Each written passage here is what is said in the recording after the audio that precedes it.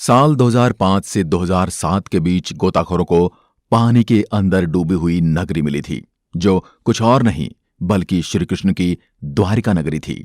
जिस द्वारिका नगरी को भगवान श्री कृष्ण ने बसाया था, आखिर उसके साथ ऐसा क्या हुआ कि पूरी की पूरी नगरी जल में समा गई। जिस साम्राज्य के कभी भगवान कृष्ण स्वामी हुआ करते थे, आज वह कहाँ गया?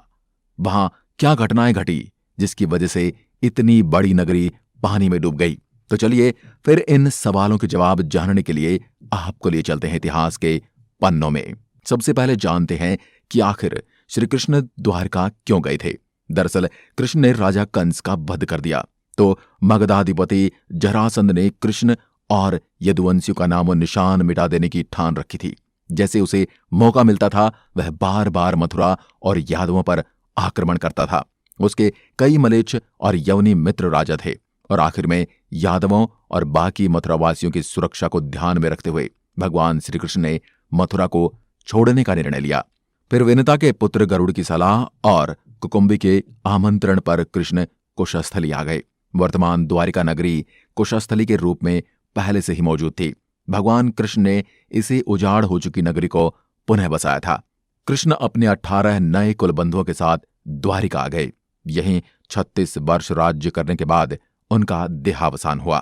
द्वारिका के समुद्र में डूब जाने और यादव कुलों के नष्ट हो जाने के बाद भगवान कृष्ण के परपौत्र वज्र और वज्रनाभ द्वारिका के यदुवंश के अंतिम शासक थे, जो यदुवंशियों की आपसी लड़ाई में जीवित बच गए थे। द्वारिका के समुद्र में डूबने पर अर्जुन द्वारिका गए और वज्र और शेष बची यादव महिलाओं को हस्तिनापुर ले गए।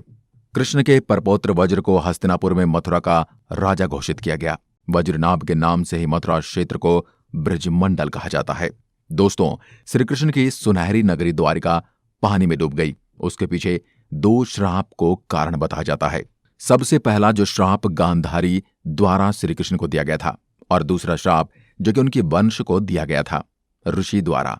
और पहले श्राप की बात करें तो महाभारत युद्ध में पांडवों की जीत के बाद श्री कृष्ण ने युधिष्ठिर को राजगद्दी पर बिठाया और राज्य में जुड़े नियम कानून उन्हें समझा करके कौरवों की माता गांधारी से मिलने पहुंचे।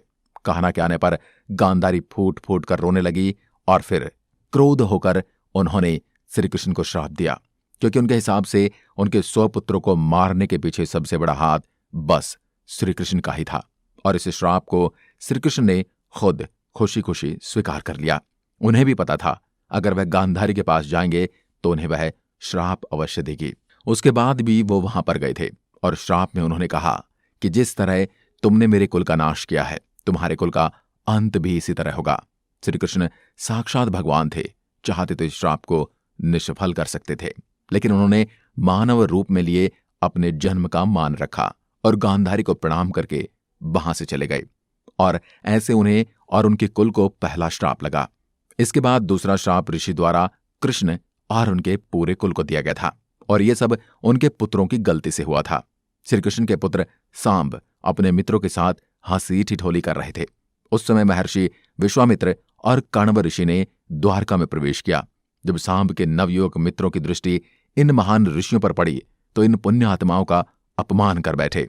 इन युवकों ने सांब को एक महिला के वेश में तैयार किया और महर्षि विश्वामित्र और कण्व ऋषि के सामने पहुंचकर उनसे बोले, ये स्त्री गर्भवती है, आप देखकर बताइए कि इसके गर्भ से क्या उत्पन्न होगा। दोनों ही ऋषि युवकों के इस परिहास से अत्यंत क्रोधित हुए और उन्होंने कहा कि इसके गर्भ से एक मूसल उत्पन्न होगा, जिससे तुम जैसे दुष्ट, असभ्य और क्रूर लोग अपने समस्त कुल का नाश कर लेंगे। इस घटना का पता श्री कृष्ण को चला तो उन्होंने कहा, यह ऋषियों की वाणी है, व्यर्थ नहीं जाएगी। और अगले ही दिन सांब ने एक मूसल उत्पन्न किया। इस मूसल को राजा अग्रसेन ने समुद्र में फिकवा दिया ताकि इसका इस्तेमाल कोई न कर सके और होनी को टालने की कोशिश की जा सके।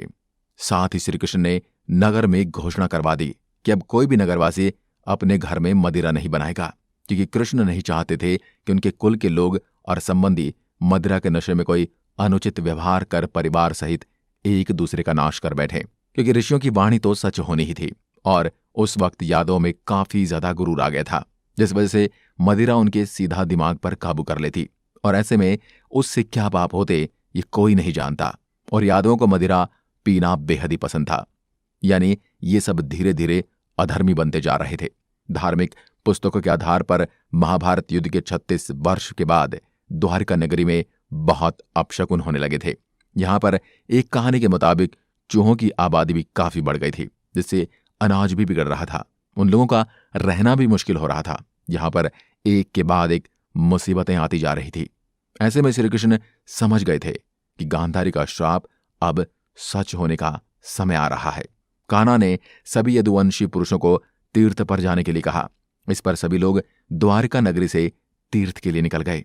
प्रभास क्षेत्र में आने पर विश्राम के दौरान किसी बात पर ये लोग आपस में भिड़ गए। यह बहसबाजी झगड़े में बदली और झगड़ा मारकाट में बदल गया। इस दौरान ऋषियों का श्राप इस रूप में फलीभूत हुआ कि सामने जिस मूसल को उत्पन्न किया था उसके प्रभाव से प्रभास क्षेत्र में खड़ी एर का घास को लड़ाई के दौरान जो भी उखाड़ता वो एर का घास मूसल में परिवर्तित हो जाती।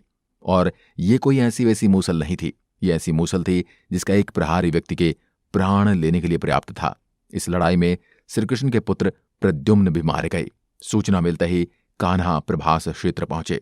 अपने पुत्र और प्रियजनों को मृत देखकर श्री कृष्ण ने क्रोध में वहां खड़ी एर का घास उखाड़ ली और हाथ में आते ही उस घास ने मूसल का रूप ले लिया।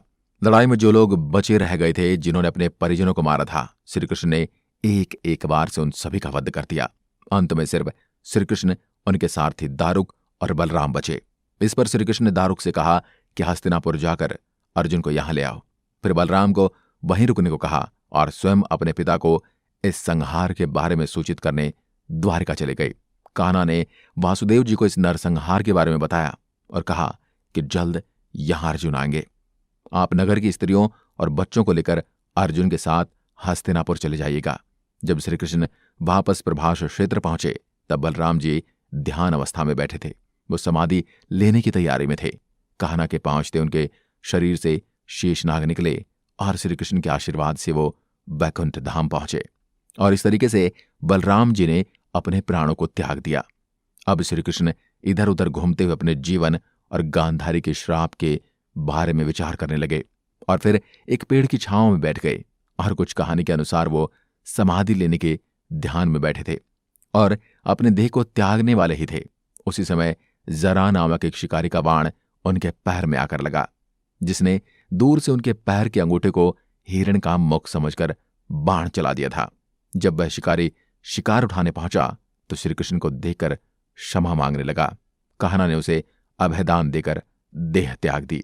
अर्जुन ने द्वारका पहुंचकर वासुदेव जी से कहा कि वह नगर में शेष बचे सभी लोगों को हस्तिनापुर चलने की तैयारी का आदेश दें। फिर अर्जुन ने प्रभास क्षेत्र जाकर सभी यदुवंशों का अंतिम संस्कार किया। अगले दिन वासुदेव जी ने प्राण त्याग दिए। उस पर उनका अंतिम संस्कार कर अर्जुन सभी महिलाओं और बच्चों को लेकर द्वारिका से निकल गए। जैसे उन लोगों ने नगर छोड़ा, द्वारिका का राजमहल और नगरी समुद्र में समा गए। उसी नगरी के पिलर और अवशेषों के बारे में समुद्र से जुड़ी अलग अलग रिसर्च के दौरान जानकारी मिलती रही। पहले भारतीय वायुसेना के पायलटों ने समुद्र के ऊपर से उड़ान भरते हुए नोटिस किया था और उसके बाद 1970 के जामनगर के गजेटियर में इसका उल्लेख किया गया था।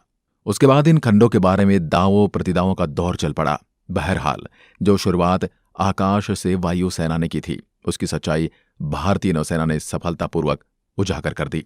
एक समय था जब लोग कहते थे द्वारिका नगरी एक काल्पनिक नगर है, लेकिन इस कल्पना को सच साबित कर दिखाया आर्कियोलॉजिस्ट प्रोफेसर SR राव ने। प्रोफेसर राव और उनकी टीम ने 1979 से 80 में समुद्र में 560 मीटर लंबी द्वारका की दीवार की खोज की। साथ में उन्होंने वहां पर उस समय के बर्तन भी मिले और 1528 ईसा पूर्व से 3000 ईसा पूर्व के ये बर्तन हैं। इसके अलावा सिंधु घाटी सभ्यता के भी कई अवशेष उन्होंने खोजे। इस जगह पर भी उन्होंने खुदाई में कई रहस्य खोले जहां पर कुरुक्षेत्र का युद्ध हुआ था। पहले 2005 फिर 2007 में भारतीय पुरातत्व सर्वेक्षण के निर्देशन में भारतीय नौसेना के गोताखोरों ने समुद्र में समाई द्वारिका नगरी के अवशेषों के नमूनों को सफलतापूर्वक निकाला। उन्होंने ऐसे नमूने एकत्रित किए जिन्हें देखकर आश्चर्य होता है।